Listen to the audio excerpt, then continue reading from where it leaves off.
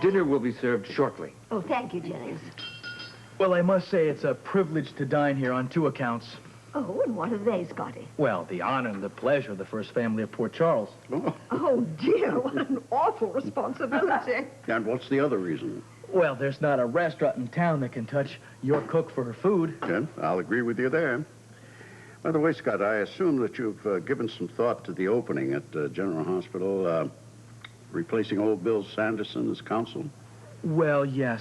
Yes, I have given it some thought. I assume the answer is no. Well, I don't know yet. I mean, the money is lousy, but there's a lot of benefits, the prestige and contacts. Well, now you're thinking, and I can help you there, you know. Oh, well, I would appreciate that very much, sir. Well, of course, it's going to be a couple of more days. The Executive Council, well, we have some more pressing personnel problems at the moment. I understand. You are so lucky that Scott is here. Otherwise, I'd have a few choice words about a certain female doctor's unbridled lust for power. Don't mind him, Scotty. He loves an audience. The more, the better. Actually, what Alan would like me to do is to retire, or worse, keep office hours from, 9 to 3, cutting out surgery altogether. No pun intended. That's absolutely outrageous, Monica. I've never asked you to take 1 minute out of your practice. Now, you know very well we're talking about hospital politics. We're not talking about medicine. Ah, but you want me to stay out of while you play. And why is that? Tell me, I'd like to know. I'm sure you would, dear, but it'll have to wait. Scotty, as you can see, our 2 doctors had rather a bad day today. That happens to everybody. Oh, well, no, this is just normal, at home with the Quartermains. Nothing you could say or do would cause peace to break out in this household. Well, I think you're much too hard on yourselves. I see your family in an entirely different way. You like to fight and argue because of your strength of character and conviction, and I admire that. Well, that's certainly putting a pretty face on things. Well, no, I mean it. I think you're one of the most interesting families in the whole end of the state. I'm really beginning to like this young man. Betty Crocker's new potato medley. You don't think we're rushing season a little by trying to picnic in the park, do you? No, not a bit. Got up to 60 degrees today, you know. Well, no. That it was 100 years ago today that we had the biggest blizzard in history. Right at this very spot. So what do you want to do? You want to eat here or not? Well, if you're cold, we could go inside. Well, come on, we're sturdier than that. Let's just pretend like it's spring. It's Right. just barely below freezing, Right. you know.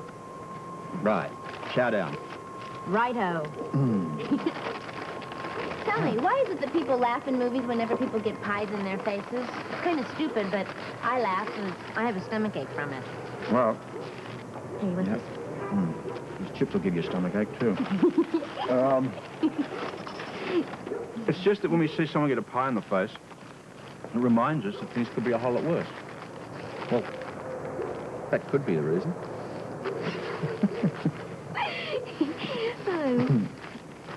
Robert. I want to thank you for being there when I was feeling low. It's a two-way street, love. As I recall, the last time we did the movies, you just received that non-letter from Frisco.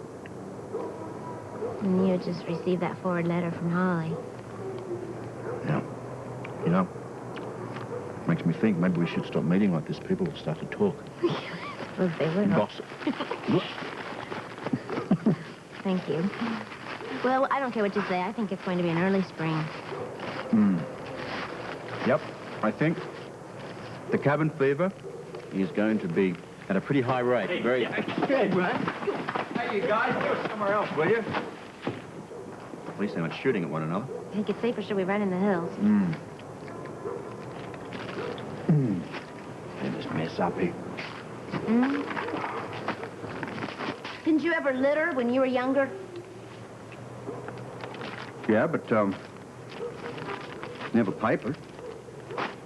Body or two.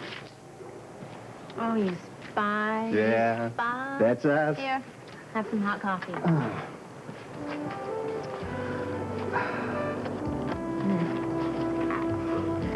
Cheers. Cheers.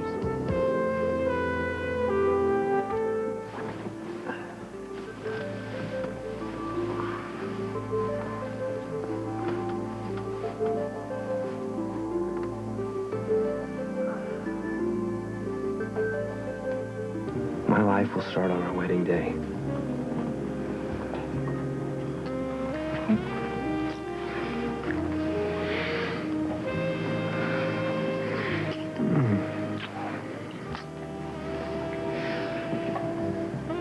I think it's past our bedtime, don't you?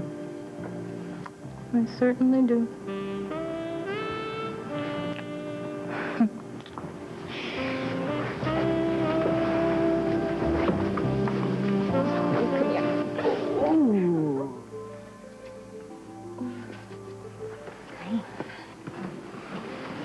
Ooh, thank you. Distinctly my pleasure.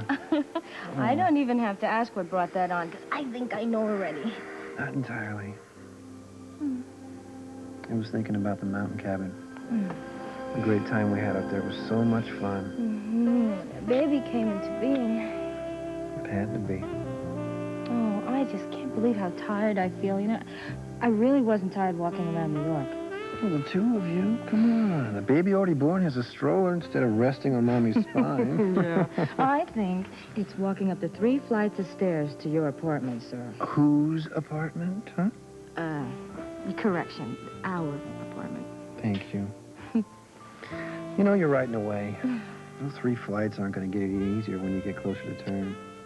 It's an extra strain on your body that you don't need. Well, the baby, the groceries, the stroller. I don't know. We're going to move. No. It's not an emergency, really. Don't worry about it. No, I'm going to worry about you if I want to worry about you. Well, great. Sure, okay. I'll take all the spoiling you're going to pass out. Go ahead. You got it. Let's start now. Oh, yeah? Yeah. And what do you have in mind? Well, a little of this.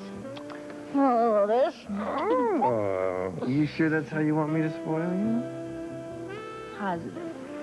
All right.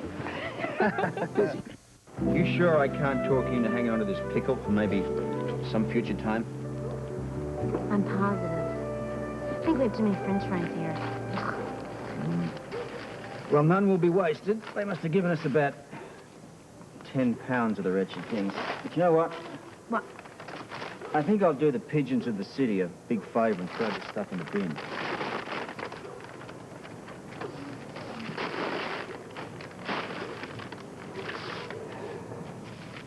I haven't mentioned this before, but I felt really bad about not being able to get more information out of the Bureau about Frisco. Well, you did what you could. You and Sean both. Yeah, but I felt bad about it. Always and one. You two really matter to me. And I don't want to sound like old Father Time here, but I sort of feel responsible for you kids. Robert, we're grown-ups. Oh, well, just humor me. I know some things that you don't know. Sean, Anna, and I all do. So we should have taken a much stronger position about this WSB business. Well, you tried to talk him out of it. You told him how tough it would be. Yeah, the one thing I didn't lean on hard enough, and I guess to protect our own poor judgment at the time, was how utterly wrong it is for a married man to go into the Bureau. Matter of fact, I frankly think that it should be a dischargeable matter within the WSB. Well, they just drive couples underground. Well, likely so, I guess.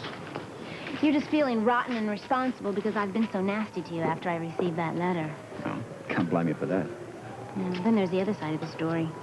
Frisco's doing whatever he's doing, not just for love of adventure, because he could do that race car driving. Not quite. I've done a bit of that, and believe me, it doesn't really stack up when you compare it to WSB adventure. Maybe he is after that ultimate high, that danger. I don't know, but whatever it is, he's doing it for himself. Well, he is responsible for himself, yeah. Well, he's also doing it because he thinks it's important, and he's with the good guys, and it makes him feel like a patriot. It's too bad that his patriotism is costing his wife dearly.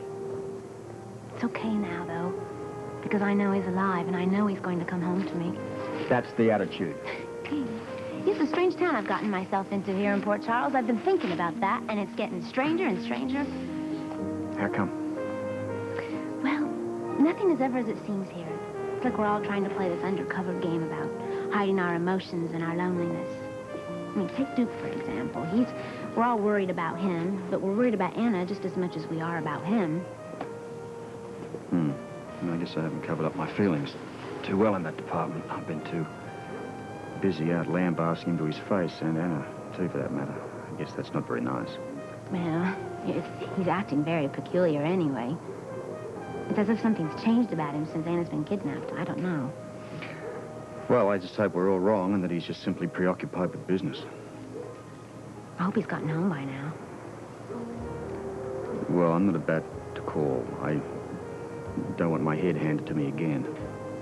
Maybe I could call. Well, let's look at it this way. There's the good news and there's the bad news. The good news is that if he's home, you might disturb a delicate moment between the two of them. If he's not home, more than likely Anna is on the ceiling.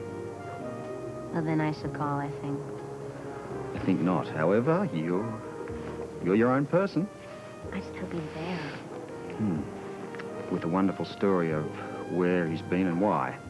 With a wonderful true story. Say that again. Well, you ready to... Yeah, I'm cold now. You are? Now you're cold? You want some hot chocolate? That sounds good. Okay. Where do you live?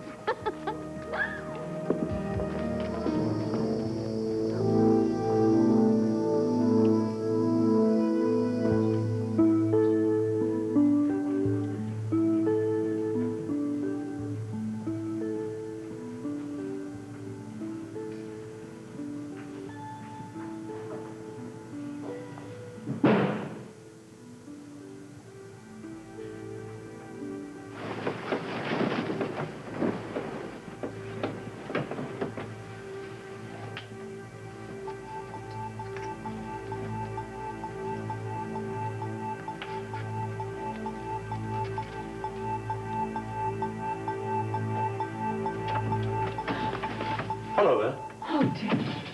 Oh, you scared the living. Oh. Gosh, look at you. You're so When beautiful. did you get home? I didn't hear you come in. I always wake up when you come in. Why didn't you wake me? I got in just a couple of minutes ago. I didn't want to wake you. I've had one hell of a day. I just got a late flight back from New York. Well, yes, I'm glad. We've got a lot to talk about. Well, you can see it on my face? What? The good news? What good news? I don't have any good news. Oh, come on. You're not going to chew me out because I got a later flight than planned, are you? No. What were you doing in New York? Angel didn't even know where you were. Well, I couldn't tell Angel for the same reasons I couldn't tell you. It was such a half-baked deal, but now that it's finally come through, I mean, they can print it in the newspapers. I'm just so happy. Go on. You going to listen? Yeah.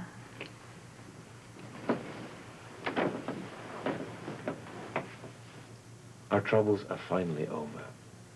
I mean, every life has troubles, but our financial troubles are finally over. Did you win the lottery? No, I didn't win the lottery, but I earned it. Now, you know, I was having money troubles at the club before you got kidnapped, you know that? Mm-hmm. Well, now I've got the chance to make it bigger and better than ever. You know, I told you I had this friend who had a restaurant in New York and it was running in trouble. Yeah? Well, he's given me a half share in the restaurant. Now, we'll get international backing, which means we don't need bankers or anything. We can refurbish the place. We're going to turn it into the biggest, best new club in the whole of New York City. Well, I mean, if you're losing money with one club, how can you afford two? No, well, all it takes is tighter, tougher management. We just keep an eye on the trends and things very, very carefully. I mean, you know what they say in this country. What do they say? Well, if you haven't made it in New York, you just haven't made it. And now I can make it bigger than better than ever. I mean, our future is secure. We're financially secure. Well, what if I say I don't want you to do this? Well, it's a bit late for that. I see. So you only care about what I think when I agree? No, you just wait till you see it. I mean, you are gonna... I'll take you there to see it. You're gonna love it. I want to play burglars again. Sneaking in on lovely ladies in night dresses. Duke, we can't solve our problems by kissing. No, you're right. It's gonna take more than that.